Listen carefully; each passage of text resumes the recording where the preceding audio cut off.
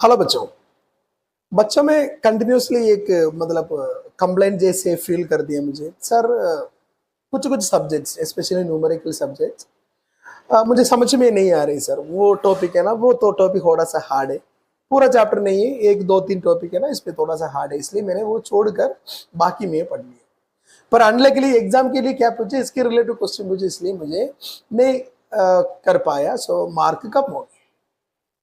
और कभी कभी एग्जाम मतलब क्लास में क्वेश्चन पूछने के टाइम रैंडमली में ऐसे क्वेश्चन पूछेंगे, क्लास में ऐसी क्लास लेने के टाइम बीच बीच में क्वेश्चन पूछेंगे, क्योंकि बच्चों की अटेंशन है ना हमेशा वो 40 मिनट या आधा घंटे हमारा सब्जेक्ट पे होना चाहिए, इसलिए सो बच्चों को सारा समझ में नहीं आ रही।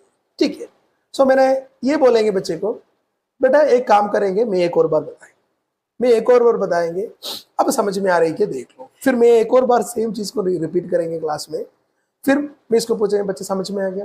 फिर भी बच्चे सर 50% समझ में आ गया।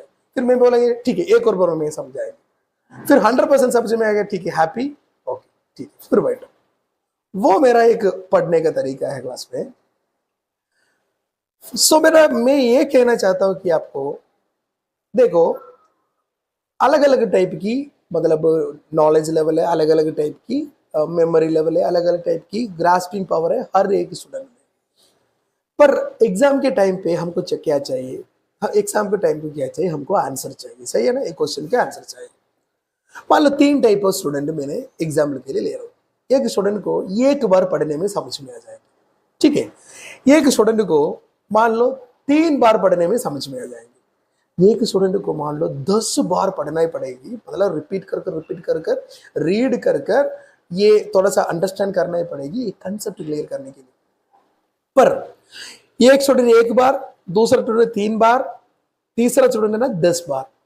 ये 10 बार के बाद ये तीनों में कोई फर्क है क्या एग्जाम पेपर देखने के टाइम पे? नहीं। एग्जाम पेपर में ये 10 बार पढ़ने के बाद जो आंसर लिख रही है वही है एक बार पढ़ने के बाद लिखने वाले का आंसर, इसमें कोई फर्क नहीं है। मार्क इसको भी बराबर मिलेंगे, आपको भी बराबर। सो इसलिए आप मन में ये चिंता से मत जाना, बेटा मुझे समझ में नहीं आ रही है, मुझे ये बिल्कुल कंसेप्ट पकड़ना मतलब समझ में नहीं आ रही, ऐसे कंसेप्ट आप मन में रखना मत। आप एक बार पढ़ो, 2 बार पढ़ो, 10 बार पढ़ो, इसके पीछे जाओ अंटिल आप वो एक न्यूमेरिकल या एक कंसेप्ट को क्रैक करने तक आप इसके पीछे जाना। एक चैलेंज जैसे लेना, अरे ये समझ में नहीं आ रहा, अरे मेरे साथ एक खेल है क्या, ठीक है देखेंगे आप या मैं। ऐसी बुक के साथ है अपना एक हेल्थी कॉम्पिटिशन बनना, समझ कर तक आप पढ़ने की कोशिश करना, बिल्कुल आपकी अच्छे मार्क्स